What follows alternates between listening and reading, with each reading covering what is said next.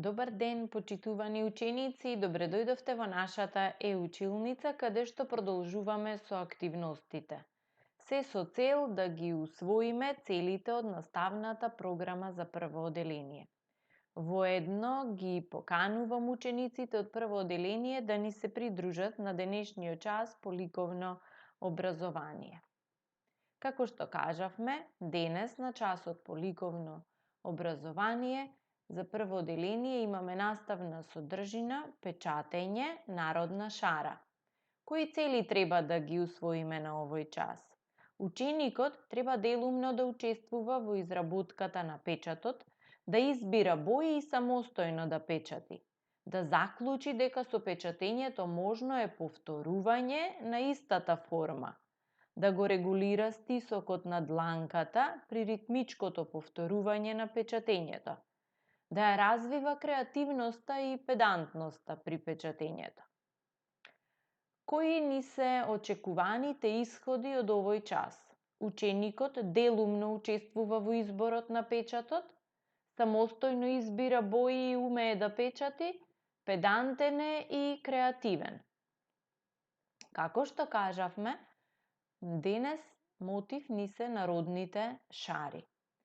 Јас еве подготвив за вас неколку фотографии од шарени килимчиња кои што ги ткаеле нашите баби.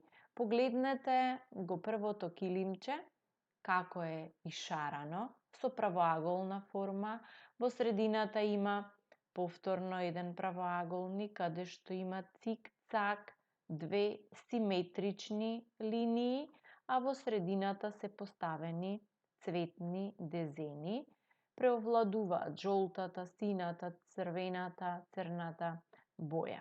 Во второто килимче пак исто така е со правоаголна форма, каде што имаме околу бордура, а во средината има концентрично распоредени форми со форма на баклава, кои што се прелеваат во различни бои и поситни украси. Третото килимче исто така со правоаголна форма, каде што во средината пак имаме две редици или ако гледаме колони со хоризонтално поставени баклави и гледаме како се тие разиграни по боите лево и десно. Одиме понатаму да ги видиме народните шари и на носиите, колку се тие шарени со разни бои и со различни форми. Еве ова првата носија, можеме да воочиме дека доминира црвената боја, дека застапена и црната боја доле на скутината, потоа дека имаме еве различни линии на како украси на носијата, потоа цветни мотиви, форма на баклава кои што се концентрични. Понатаму наредната носија исто така доминира црвената боја, застапена е црната, белата со различни поситни форми украсена, а на третата фотографија можеме да забележиме различни бои на скутини кои што ги носеле нашите баби врз народната носија. Народните шари, освен на народната носија, ги има и на чорапите. Погледнете, овие чорапи се рачно изработени, плетени се, најчесто плетени биле од волна и при самото плетење биле украсувани. Може да забележите дека овие чорапи преовладува црвена и жолта боја и дека украсите се вертикално нагоре со форма на баклави. Наредните чорапи исто така се украсени со форми на баклави кои што се вертикално поставени, но овде карактеристично што на едниот чорап имаме две сини, една зелена, а на другиот чорап имаме две сини поинаку распоредени, а во средината е зелената баклава.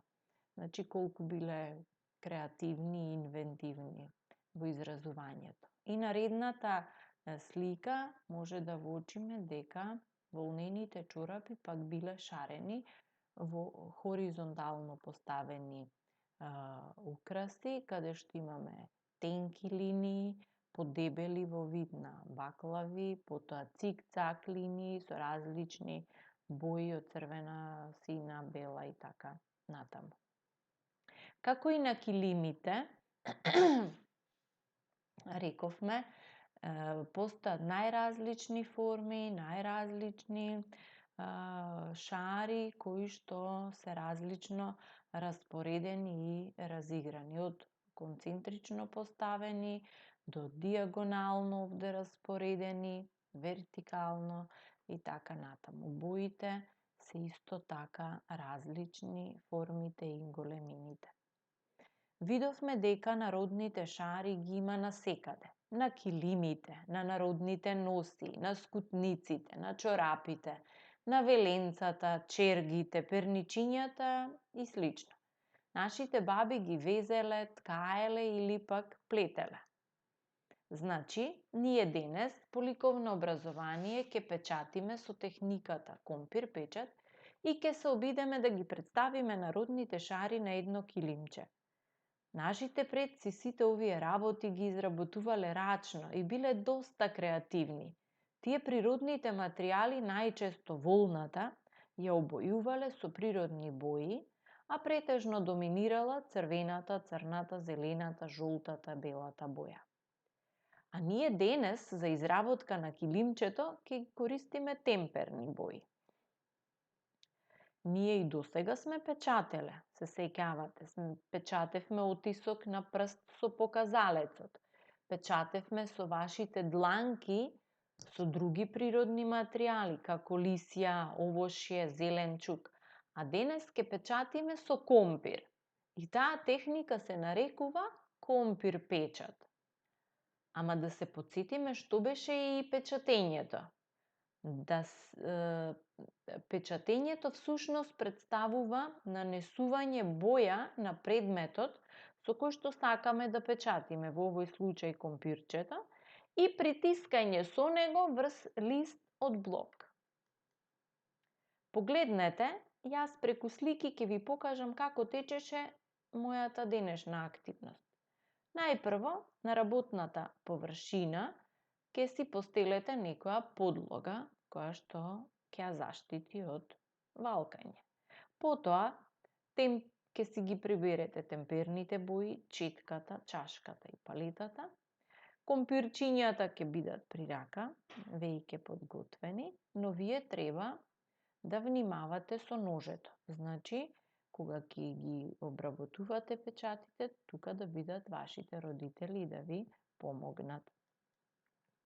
Откако ќе ги направиме печатите, еве се моите печатчиња да ви ги покажам, како изгледаат. Откако ќе ги направиме, потоа со нив ги нанесуваме во боја. Може да ги мрцнете директно во бојата или со четката да нанесете боја на печатчето.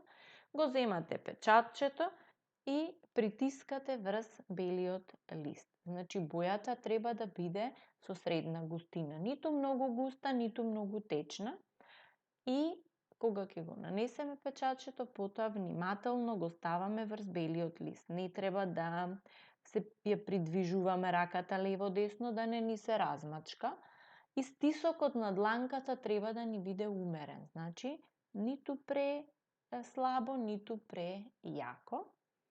И откако ќе завршиме со еден ред печатче, земаме друго печатче, па со друга боја, па трето печатче и така ги редиме целиот лист додека не го потполниме со сите печатчиња. Што е карактеристично? Може, например, едно печатче да го измиете, ако сте работеле со зелена боја, па сега го миете, па ќе го искористите за друга боја. Значи, со сите така можете да менувате и форма и боја. Откако ќе го потполните, значи еве како тука што е прикажано на сликата, со редови целиот бел лист, ке завршите, тогаш еве јас си направив и вакво печатче кој што ми ги представува реските на килимчето. Со него ке го завршиме килимчето од двете страни, значи од двете страни како што е тука моето, лево и десно, и потоа со ова печатче со контурната линија ќе направиме контурни линии на килимчето околу.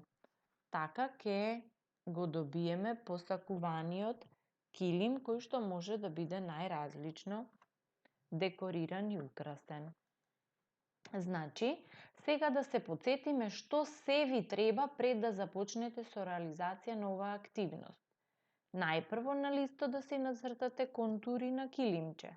Потоа со помош на вашите родители да изработите печатти со различни форми. Јас ви ги покажав моите форми како предлог, идеја, но вие можете да бидете креативни па и да си измислите и ваши други печатчиња.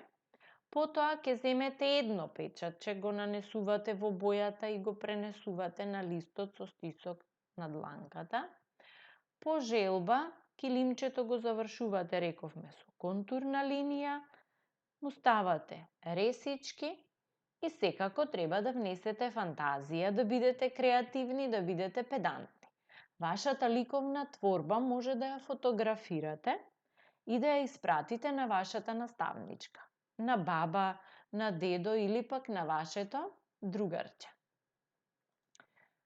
За крај, додека творите и создавате ваши ликовни креации, може да уживате во убавите звуци на македонската народна музика. Јас ви дадов предлог за еден линк